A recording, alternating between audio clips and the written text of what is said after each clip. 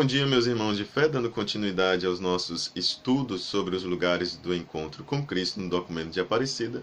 Vamos estudar hoje o número 256. Do que fala este número? Escutemos. Jesus está presente em meio a uma comunidade viva na fé e no amor fraterno. Aí ele cumpre sua promessa. Onde estão 2 ou 3 reunidos em meu nome, aí estou no meio deles. Mateus 18, 20.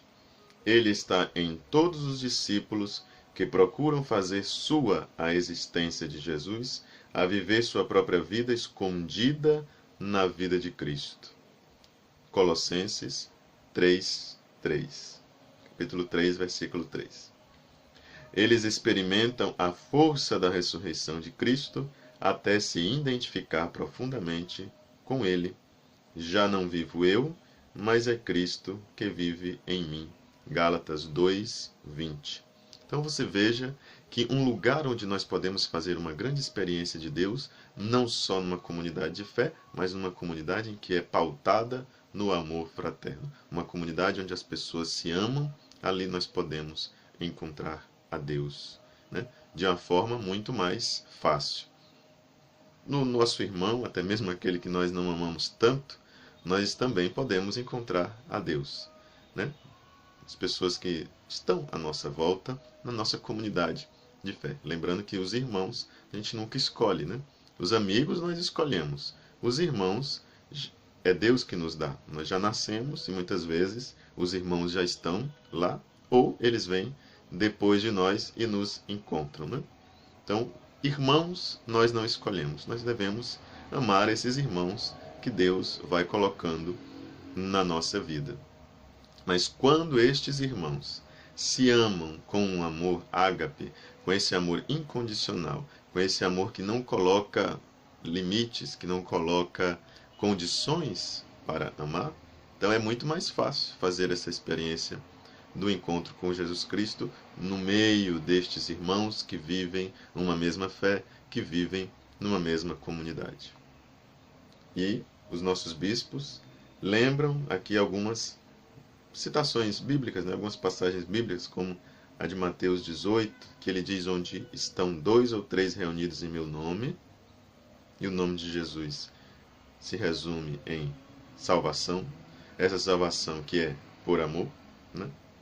Não há maior amor que dar a vida por seus amigos, e o nome de Jesus salva justamente porque Ele ama.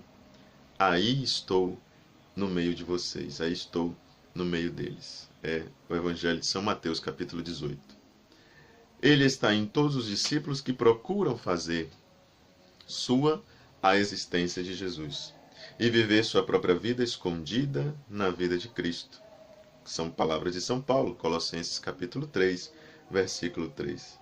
E eles experimentam a força da ressurreição de Cristo, até se identificar profundamente com Ele.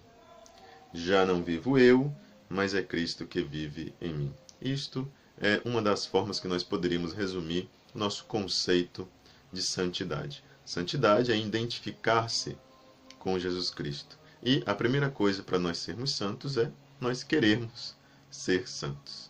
Basta querer para que nós possamos implementar um caminho, né? Santidade é um caminho que vai sendo dado passo a passo, mas se você não se decide a dar o primeiro passo, não vai poder ter esta continuidade. O caminho se faz caminhando e é preciso ter coragem para tomar a decisão de dar o primeiro passo. E os bispos continuam, mesmo número.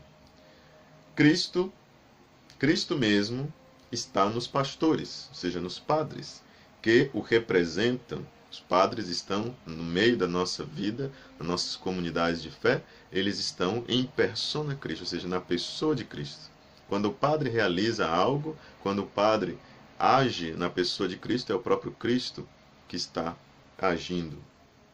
Os bispos têm sucedido por instituição divina aos seus apóstolos, como pastores da igreja, de modo que quem os escuta, escuta a Cristo, e quem os despreza, despreza a Cristo e a quem os enviou. Isso está na Lumen Gentium parágrafo 20, que é uma constituição do Concílio Vaticano II.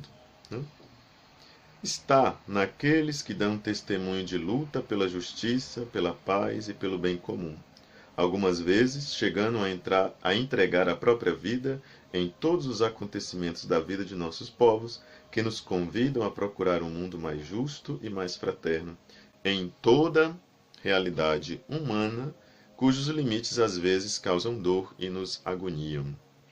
Então, muito profundo este número 256. Primeiro porque nos recorda muitas passagens bíblicas, nos recorda que Jesus Cristo sempre está conosco quando nós estamos vivendo em harmonia, vivendo no amor, reunidos em nome dele. Depois nos recorda essa fidelidade que nós devemos buscar à pessoa dos nossos bispos.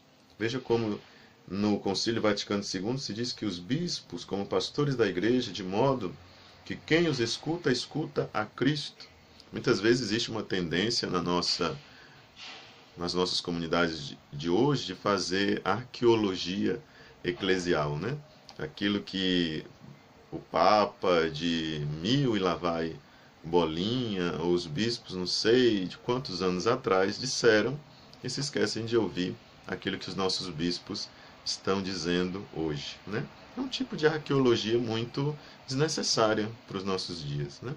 Ou seja, você pergunta o que o Papa Francisco está falando, a pessoa não sabe.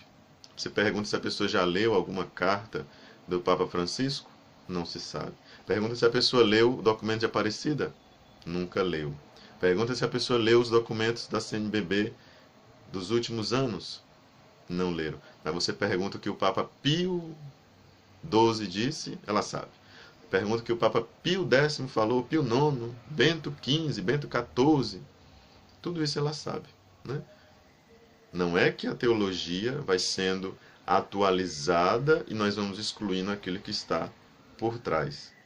Mas aquilo que os bispos dizem hoje para nós está com um acúmulo de uma sabedoria de 2000 anos. O problema está na linguagem. O que o Papa Pio I dizia há não sei quantos anos atrás, o conteúdo é o mesmo. O conteúdo de nossa fé não muda. O conteúdo permanece íntegro, permanece exatamente o mesmo, mas a forma de dizer é diferente. A forma de dizer busca atualizar e corresponder à nossa fé de acordo com as realidades que nós vivemos nos dias de hoje. Então, muitas vezes, uma linguagem que foi dita há 500 anos atrás, há 1000 anos atrás, não se adequa mais aos nossos dias. Não é que estamos excluindo aquilo que o Papa disse, porque a tradição da igreja ela vai sendo acumulada, né? Aquilo que os bispos, na Conferência de Aparecida, deixaram para nós, está imbuída de uma sabedoria de 2000 anos. Né? Tudo aquilo vem sendo acumulado, mas a linguagem vai sendo cada vez mais atualizada. Então, se você pega que um bispo ou papa disse há 1500 anos atrás, vai ser praticamente aquilo que estamos dizendo hoje, mas com a roupagem própria dos nossos dias de hoje, com as respostas para as necessidades dos nossos dias de hoje. Mesmo conteúdo, mas linguagem diferente. Isso nós devemos estar atentos para não sermos fiéis ao magistério só de 1000 anos atrás. O documento de Aparecida também é magistério da igreja. Aquilo que a CNBB publica e lança para as nossas comunidades espalhadas pelo Brasil também é magistério da igreja, né? Nós devemos ser fiéis à voz da igreja, não aquela voz da igreja que me agrada mais. Então, ficamos hoje por aqui. Amanhã nós temos uma novidade no nosso canal. Nós voltamos com as sementes do magistério na segunda-feira. Até lá!